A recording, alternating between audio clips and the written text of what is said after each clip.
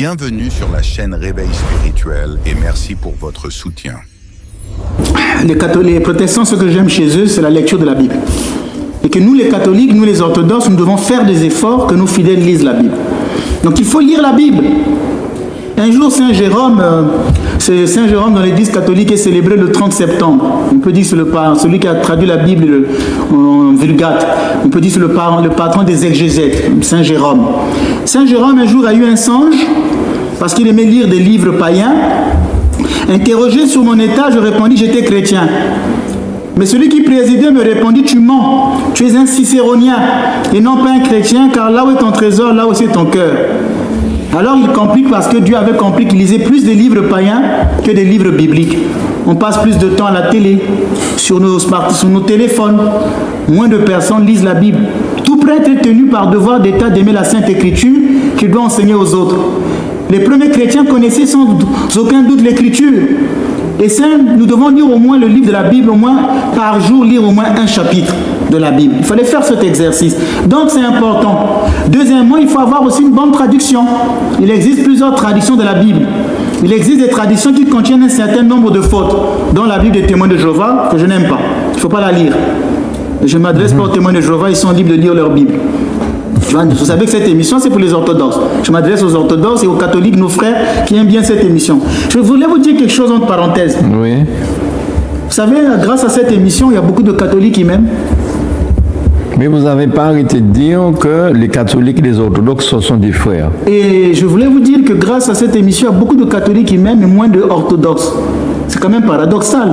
Vraiment, lui, il est prophète chez soi. Je voulais vous dire ça entre parenthèses. C'est orthodoxe, il y a beaucoup de catholiques qui m'aiment ici. Par contre, il y a des orthodoxes qui viennent sur Facebook m'insulter. Des orthodoxes. Mais les catholiques, eux, ils viennent m'acclamer. Lui, il est prophète chez soi. Mais ce sont de mauvais orthodoxes. Ah, ça, parce qu'ils ne vous ont peut-être pas compris. Et ce sont des mauvais orthodoxes. Depuis même des chrétiens qui insultent un prêtre. Alors que dans l'église, ils peuvent encourir la malédiction du prêtre. Allez demander à vos prêtres. Ce n'est pas moi qui vais les maudire. Hein. Non, je n'ai pas dit je maudis. Mais indirectement, ils ne le savent pas qu'ils encourent la malédiction du prêtre. Allez demander à vos prêtres qui vous lisent la 6e prière de l'office de l'huile sainte. Des orthodoxes qui insultent un prêtre orthodoxe. Voilà. Je disais donc qu'il faut avoir une bonne traduction de la Bible. Moi, j'aime bien, par exemple, la Tobe, traduction œcuménique biblique, la Bible de Jérusalem. Mais il faut lire la Bible en église. Quand on ne comprend pas un chapitre, il ne faut pas tirer des conclusions. L'interprétation de la Bible doit être juste. Cela ne révèle pas de chaque individu. Les pasteurs interprètent la Bible selon le principe du livre examen. Mais nous, les catholiques, nous, les orthodoxes, nous lisons la Bible en église. J'ai lu un chapitre, je ne l'ai pas compris, je m'en vais voir le prêtre. Tous les prêtres ne sont pas spécialistes de l'exégèse. Alors, si un prêtre sent que ce chapitre-là, ça l'embarrasse un peu, il peut demander à des confrères qui ont, eux, fait plus d'études en exégèse pour le faire comprendre et faire comprendre aux fidèles. Il faudrait qu'on commence à organiser, par exemple, des cours bibliques dans nos paroisses.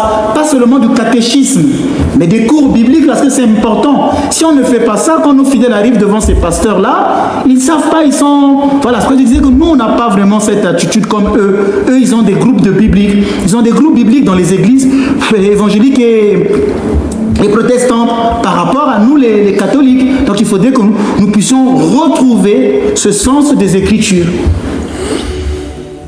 Espérons que ça va être entendu, cette remarque perminace.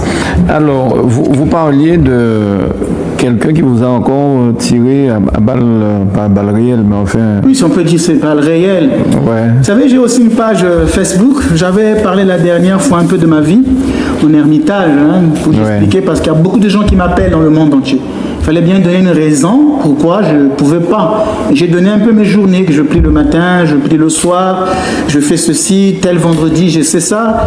Et il n'a pas compris mes intentions directement. Il dit, je suis chrétien orthodoxe. Au lieu même de m'écrire en privé, il me dit, mais père, vous avez dit ça, vous ne pensez pas qu'en disant ça, on peut penser que vous faites de l'orgueil. Il aurait pu poser la question. Mais directement, publiquement, vous êtes un prêtre orgueilleux. Les saints ne sont pas comme ça. Vous passez votre temps à parler de vous, que vous avez des visions, vous parlez aux défunts. Il a raconté beaucoup de choses. Et malheureusement, ça fait une guerre parce que sur les réseaux, les gens commençaient aussi à l'insulter en disant, mais pourquoi tu parles comme ça aux prêtres? Donc vous voyez, c'est pourquoi je disais que quand on prend la parole en public, c'est difficile. Vous pensez que moi je suis heureux de passer à la télé? Monsieur Granier, est-ce que vraiment vous pensez que je suis heureux de passer à la télé? Vous pensez que je suis heureux quand tout le monde me regarde? Mais vous êtes heureux d'enseigner, vous êtes en train d'enseigner là. Oui, je suis heureux d'enseigner, mais je sais derrière quoi il y a toute une croix. Je suis chaque fois souriant ici sur les plateaux, mais les gens ne savent pas. Hein.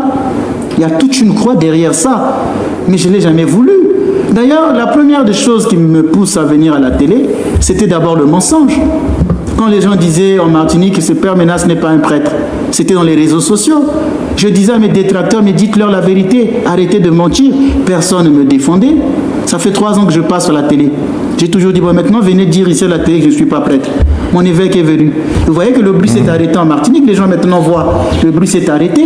Et l'avantage, c'est que je suis venu sur la télé publiquement dire, bon, maintenant me voici, là, devant vous. Parlez encore. Et après, il fallait enseigner. J'ai vu que ça fait le monde entier. Vous avez vu les nombres de personnes qui vous ont souhaité joyeux anniversaire? Oui. New York, Angleterre, Arabie Saoudite, l'Afrique, tous les pays du monde entier suivent ça. J'ai vu que c'était là un signe de Dieu. Continue d'enseigner puisque tu aimes ça.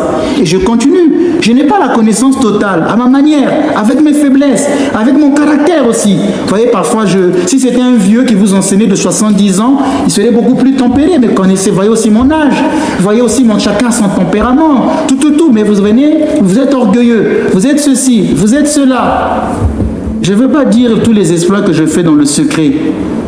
Tous les exploits que je fais dans le secret.